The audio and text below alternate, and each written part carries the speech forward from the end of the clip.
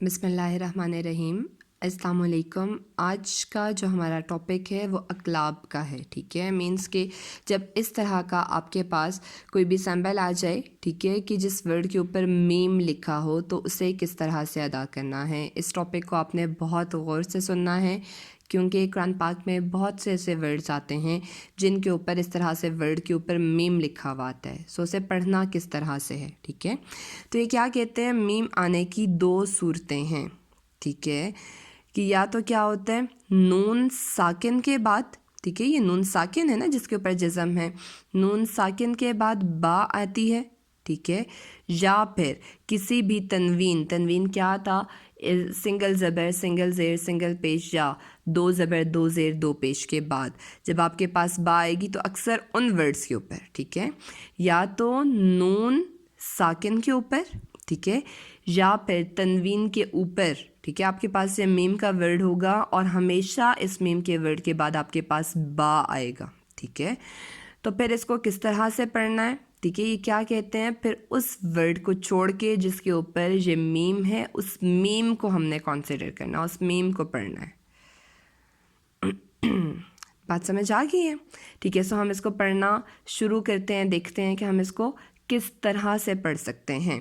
سو آپ جب اس کو پڑھیں گے تو اسے کس طرح سے پڑھیں گے، میم زبر مم، ٹھیک ہے، من نہیں پڑھنا ہے اس کو میم کی آواز کے ساتھ، نون کی جگہ پہ میم کی آواز کے ساتھ پڑھنا ہے۔ سو یہ ورڈ کیا ہو جائے گا، میم زبر مم، با زبر با، مم با، خازر خی، مم باخی، لام زبر لا، مم باخیلا، مم باخیلا، مم باخیلا۔ بات کلیئر ہوگی۔ نیکسٹ ورڈ کیا ہے، لام زبر لا، یا میم پیش جم، لا یم، ٹھیک ہے، لا یون اسے نہیں پڑھنا، لا یم پڑھنا ہے اس کو، لا یم، با زبر با، لا یم با، زا نون زبر زن، لا یم بزن، نون زبر نا، لا یم بزن، ٹھیک ہے۔ دوبارہ ہم اس ورڈ کو دیکھتے ہیں، اسے کس طرح سے پڑھیں گے، لام زبر لا، یا میم پیش جم، لا یم، با زبر با، لا یم با، زال نون زبر زن، لا یم بزن، نون زبر نا، لا یم بزن، ٹھیک ہے۔ اگین اب یہ جو اگلا ورڈ ہے اسے کس طرح سے پڑھیں گے، میم زیر مم، با عین زبر با، مم با، دال زیر دی، مم با دی، من با دی نہیں پڑھنا، مم با دی، ٹھیک ہے، مم با دی۔ نیکسٹ ورڈ کیا ہے، میم زیر مم، با یا زبر بئی، مم بئی، نون صاد زیر نس، مم بئی نس، صاد لام پیش سل، مم بین السل، با زیر بی، مم بین السل بی، ٹھیک ہے، کیونکہ یہاں پہ پھر کیا تھا، آپ کے پاس نون جزم تھا، اس کے اوپر میم تھا اور پھر آگے ورڈ با تھا، ٹھیک ہے۔ سو اب آپ نے اس کو کس طرح سے پڑھنا تھا، اس نون کو اگنور کر کے اس میم کو پڑھنا تھا، میم کے ساتھ اس کو پڑھنا تھا۔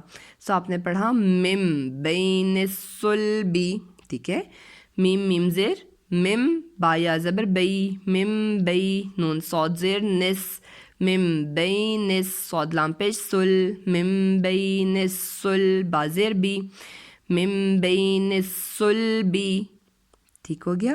نیکسٹ اب ورڈ کیا ہے، لام زبر لا، نون سین زبر نس، لنس، فا زبر فا، عین میم دو زبر ام، لنس فا ام، ٹھیک ہے، الف کے اوپر میم ہے، سو آپ نے الف کو نہیں پڑھنا، عین کے ساتھ میم کو پڑھنا ہے، ٹھیک ہے۔ سو یہ کیا ورڈ بن جائے گا، لنس فا ام، ٹھیک ہے، فا ان نہیں بنے گا، لنس فا ام، با نون زیر بن، ٹھیک ہے، لنس فا ام بن، نون الف زبر نا، بن نا، صاد زیر سی، بن نا سی، یا زبر جا، بن نا سیا، تا زیر تی، بن نا سیاتی۔ تو یہ پورا ورڈ کیا بن جائے گا، لنصف بالناسیاتی، لنصف بالناسیاتی، ٹھیک ہے۔ اور لاسٹ ورڈ اس میں کیا ہے، بازر بی، زال نون زبر نہیں پڑھنا آپ نے، کیا پڑھیں گے، زال میم، کیونکہ پھر نون جزم ہے اور اس کے بعد جو ورڈ ہے وہ با ہے، ٹھیک ہے، اور نون کے اوپر میم ہے، سو اگین زال کے ساتھ میم پڑھا جائے گا، نون نہیں پڑھا جائے گا، ٹھیک ہے۔ سو اس کو کیسے پڑھیں گے؟ بازیر بی، زال میم زبر زم، بی زم، بازیر بی زم بی، ہاں میم زیر ہم، بی زم بی ہم، ٹھیک ہے، بی زم بی ہم۔ یہ بات کلیئر ہوگی؟ سو یہ سارے ورڈز کیا پڑھے جائیں گے؟ پہلا پڑھا جائے گا مم بخیلا، لیم بزن، مم بعدی، مم بین الصلبی، لنصف ام بالناسیتی، بذنبہم۔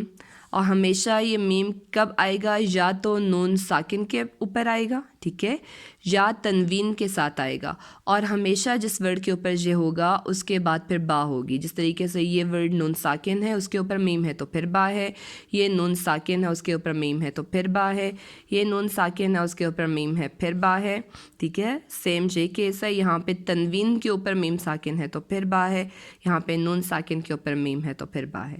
اور جب بھی اس طرح سے کیس آئے گا تو پھر کیا ہوگا؟ آپ نے اس ورڈ کو نہیں پڑھنا، اس کے اوپر جو میم موجود ہے پچھلے ورڈ کے ساتھ اس میم کو پڑھنا ہے، ٹھیک ہے۔ امید ہے کہ اب آپ کو اس بات کی سمجھ آ گئی ہوگی۔ اس والے لیسن کی، اس والی ایکسرسائز کی اقلاب کی بہترین طرح سے پریکٹس کریں تاکہ جب ہم انشاءاللہ نیکسٹ لیکچر پڑھیں تو تب تک آپ کو یہ کانسیپٹ بالکل کلیئر ہوں۔ نیکسٹ لیکچر تک کے لیے اللہ حافظ، اپنا خیال رکھیے گا۔